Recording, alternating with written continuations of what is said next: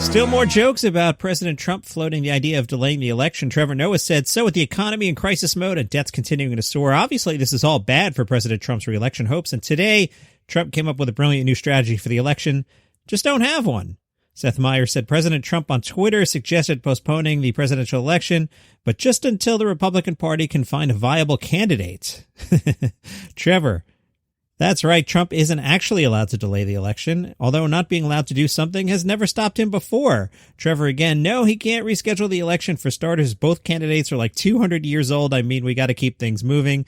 Fallon, when they saw Trump's tweet, JetBlue was like, trust us, when he says delayed, he means canceled. That's really good. And Trevor Noah said, we'll still have the election on November 3rd, but he'll probably just add 100 days to August. And sure, maybe the court overturns it, but that might not happen until August 73rd. Plenty of news for early in the week from Variety. We're getting new albums from Joan Rivers. Comedy Dynamics announced it has acquired hundreds of hours of content from the Joan Rivers estate, with plans to release a box set and digital albums.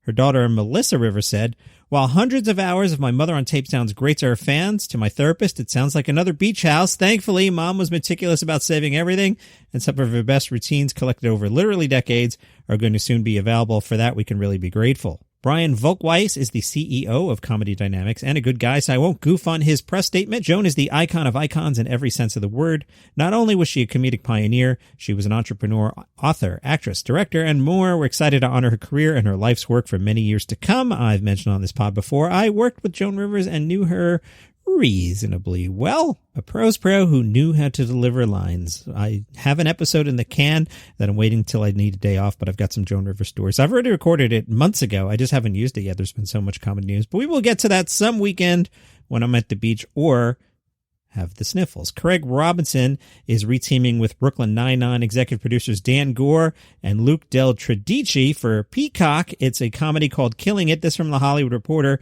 The comedy explores class, capitalism, and one man's quest to achieve the American dream, and also about hunting really big snakes. What? Killing It has received a script-to-series commitment from Peacock, and that means if execs like the script, it would trigger a series order and bypass the traditional pilot development process. Killing It is the latest comedy in the works at Peacock. They also handed out a script-to-series commitment to an untitled comedy starring Damon Wayans Jr., and from a trio of writers behind his former cult hit Happy Endings. Peacock's also into AP Bio, a reboot of Punky Brewster and Saved by the Bell, and half hours from prolific in-house producers including Mike Schur and Tina Fey. The Guardian reviewed John Cleese's show that I told you about all weekend. They gave it 3 stars out of 5. The show is called Why Is There No Hope? And The Guardian says it's less comedy show than lecture on people's and society's inescapable idiocy. None of us know what we're doing, argues Cleese. Even clever people are profoundly irrational, and the people who seek and gain power are the worst of all. The Guardian says this gloomy thesis is footnoted with stats and choice quotes from a host who clearly knows and cares wherever he speaks. It's also handed down by Cleese as if on tablets of stone, ironic given that we're being urged to feel less certain in our certitude. Cleese concludes the best we can probably do is be very, very nice to people around us. This clearly does not include TV producers who, quote, haven't a fucking clue about what they're talking about, unquote, and critics who are likewise excoriated as Cleese reprises one career triumph after another. Let it go, John! But he won't, not least because of the ineptitude of all those who fail to recognize his genius demonstrates the Dunning-Kruger effect. People with low ability at a task overestimate their ability, as well as Cleese's late psychiatric pal Robin Skinner's assertion that only 10 to 15% of professionals know what they're doing. The presiding tone, patrician dismissal of everybody else's imbecility, is amusing enough and no stretch for Cleese. He's very funny on organized religion, making it up as it goes along, and the erudition is a pleasure in itself. I loved Alexander Pope's "If you want to know what God thinks of money, look at the people he gives it to." Been sitting on this one for about a week. It's been busy.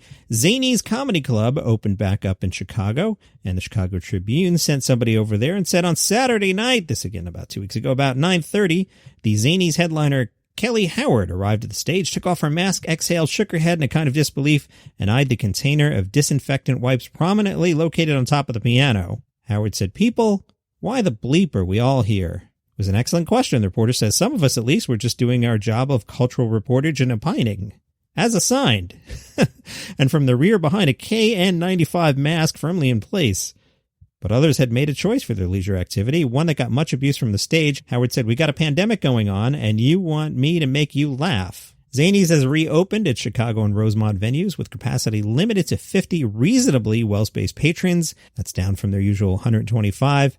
There are temperature checks at the front door, a mask requirement when not seated at a table, hand sanitizer everywhere, and the usual cleaning protocols, and a phased, socially distant procedure for entrances and exits. Host Jason Cross said, "Y'all clapping like I got COVID or something. Are you just happy to be out of the house?" Cross found out that the room was devoid of married couples, and he said, "That's all been locked down, your whole relationship. Congratulations on 6 months. Now I want you to get to 7. At the end of the set, Howard said, "Get home safe and don't touch me."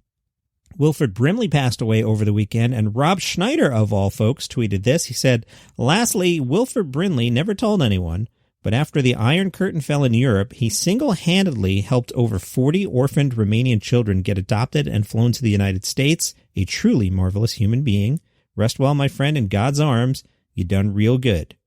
That is your comedy news for today. Subscribe on Apple and Google, follow on Spotify, and I will see you tomorrow.